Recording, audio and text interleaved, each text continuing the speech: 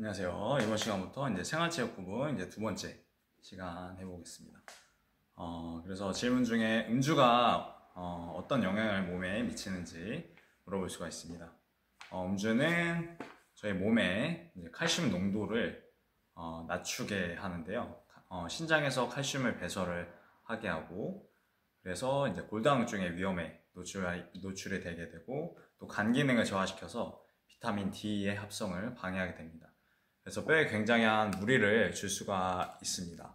그리고 심박수를 높여서 혈압이 높아지게 하는 등의 부작용도 있고, 그다음에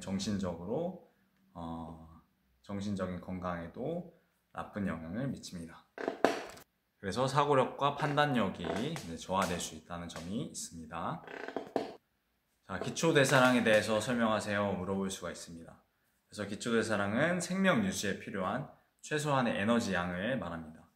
그래서 가만히 있어도 필요한, 예를 들면 심박수를 조절한다든가 체온을 유지한다든가 소화나 이뇨작용, 이런 것들, 가만히 있어도 필요한 최소한의 에너지, 그것을 이제 기초대사량이라고 합니다.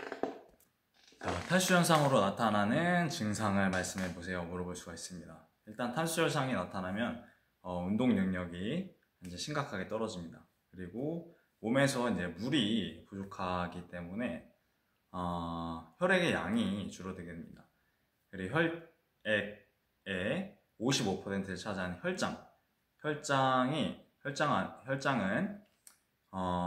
물과 단백질로 이루어져 있는데요. 물이 줄어들기 때문에 혈액량과 혈장량이 줄어들게 되어집니다. 이로 인해서 몸 안에서는 이제 산소 부족을 겪게 되는데요. 몸에서 혈액량이 줄어들면 혈액을 통해서 이제 심장에 산소가 운반이 되는데 혈액이 떨어지게 되면은 산소 운반도 떨어지게 됩니다. 그리고 체온 조절 능력이 또 상실이 됩니다. 이제 피부를 통해서 더우게 되면은 피부에 이제 땀이 나면서 체온을 낮추는 효과가 있는데, 혈액이 부족하기 때문에 피부로 가는 땀 양이 줄어들게 되고 잘 안 나게 되어집니다. 그래서 이렇게 체온의 조절이 안 되고요. 그 다음에 근육의 경련이 일어날 수 있는데요. 저희 몸에서 이제 전해질, 즉 나트륨과 칼륨의 균형을 이용해서 근육이 수축하고 이완을 하는데, 이 몸에서 탈수 현상이 일어나게 되면 전해질 균형이 깨지면서 이 근육의 경련이 일어날 수가 있습니다. 자, 운동생리학이 필요한 이유에 대해서 물어볼 수가 있습니다. 운동생리학 같은 경우에는 체계적이고 과학적인 인풋을 넣었을 때 결과가 어떻게 나타나는지 원인에 대해서 규명을 할 수가 있습니다. 그래서 이것을 통해서 인체가 어떻게 발달이 되고, 인체가 발달이 되면서 또 어떻게 경기력의 향상에 도움이 될 수 있는지에 대한 지식을 또 습득을 할 수가 있습니다.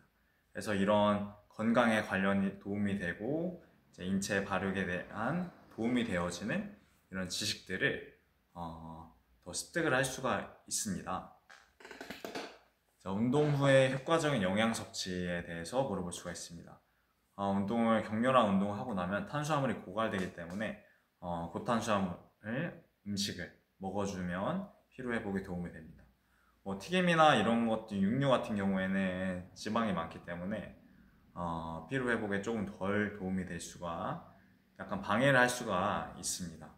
그리고 어느 정도 회복이 된 이후에는 이제 단백질, 어류나 육류 같은 풍부한 단백질을 섭취해 주는 것이 좋습니다.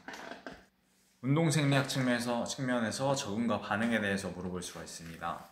적응이란 것은 장기간 운동을 했을 때, 예를 들면 100m 달리기를 계속 꾸준히 했을 때 100m 달리기에 대한 근육이 키워지고, 그 다음에 심박수가 좀 더 괜찮아지고, 이런 것들을 말하고요. 그 다음 반응이라는 것은 일시적인 현상, 단발성에 의한 것인데,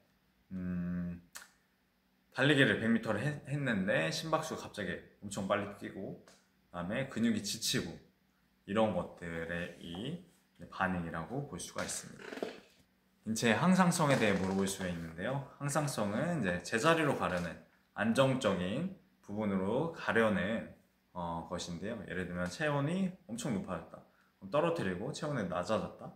그럼 올리고 심박수가 높아졌다. 그럼 내리고 낮아졌다. 그럼 올리는 몸의 외부적인 내부적 환경에 대한 안정적인 몸을 유지하기 위한 반응이라고 보시면 되겠습니다. 그리고 에너지 대사 과정에서 동화작용을 물어볼 수가 있습니다. 동화작용은 갖게 되어진다는 뜻입니다. 그래서 우리 몸에서 음식물 같은 것들이 들어왔을 때 그것이 몸의 일부가 되어지는 과정을 이야기하는데요. 예를 들면 몸에서 탄수화물이 들어오면 탄수화물은 저분자 물질로 쪼개지게 되는데요. 이것들은 이제 포도당으로 먼저 저분자가 되고, 그리고 이 저분자가 된 것들은 다시 고분자 화합물을 받게 되었습니다. 그래서 이 포도당이 글리코겐이라는 형태로 간과 근육에 저장되어지는, 그래서 우리 몸의 인체에 소화를 시켜서 몸의 일부가 되게 하는 현상을 동화작용이라고 합니다.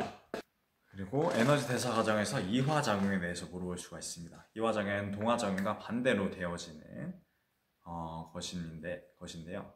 이자는 달을 이자, 될 화자가 돼서 쓰이는 것인데요. 에너지가 필요할 때 우리 몸의 고분자 화합물들을 저분자로 변화시켜서 이제 쓰는 것입니다. 예를 들면은 탄수화물 형태로 저장된 글리코겐은 이제 포도당으로 변환이 되고요. 이 포도당은 ATP 생성에 있어서 이제 쓰이게 되어지고요. 지방 같은 경우에는 지방산 그리고 로 나눠지고 지방산과 에너지로 나눠지어서 에너지 생성을 하고요. 단백질도 우리 몸이 공복 상태나 격렬한 운동 상태에 있을 때 아미노산으로 변화돼서 우리 몸의 에너지원으로 쓰이게 되었습니다. 이것이 이화작용입니다. 자, ATP에 대해서 설명하세요 물어볼 수가 있습니다. ATP 같은 경우에는 이제 한 개의 아데노신과 이제 3개의 인산으로 이루어진 화합물인데요. 이것은 이제 근수축을 할 때 필요한 에너지원입니다. 그리고 탄수화물, 단백질, 지방이 분해되면서 만들어진 에너지를 이제 ATP가 사용을 하면서 에너지가 방출이 되는데요. 이 ATP가 이제 아데노신 2인산과 이제 무기인산으로 이제 나눠질 때 에너지가 방출이 되는데요. 7.3칼로리 정도 이제 에너지가 를 만들 수 있고요. ATPase라는 이제 분해 요소가 이 분해를 촉진을 하게 되었습니다. 그래서 ATP는 우리 몸에서 이제 에너지를 생산하는 그런 화학 작용이라고 보시면 되겠습니다. 에너지 공급 시스템에 대해서 물어볼 수가 있습니다. 에너지 공급 시스템은 이제 산소를 쓰냐 안 쓰냐에 따라 달라질 수 있고요. 그 다음에 또 3가지로 나눈다면 ATPP 시스템, 젖산 시스템, 유산소 시스템 3가지로 나눌 수 있습니다. ATPP 시스템 같은 경우에는 이제 약 10초 정도의 아주 짧지만 강력한, 예를 들면 100m 운동, 역도 운동 이런 것들을 할 때 사용이 되는 에너지 시스템이고요. ATP를 바로 사용을 한다는 점입니다. 하지만 지속시간은 짧습니다. 그리고 이제 젖산 시스템 같은 경우에는 이제 당을 분해하는 과정에서 이제 산소를 이용하지 않는 무산소성 운동인데요. 약 400m 정도 달리기를 생각하시면 되겠습니다. 유산소 시스템 같은 경우에는 2분 이상의 저강도, 중강도에서 저강도 사이 운동을 지속적으로 했을 때 나타나는 에너지 시스템입니다.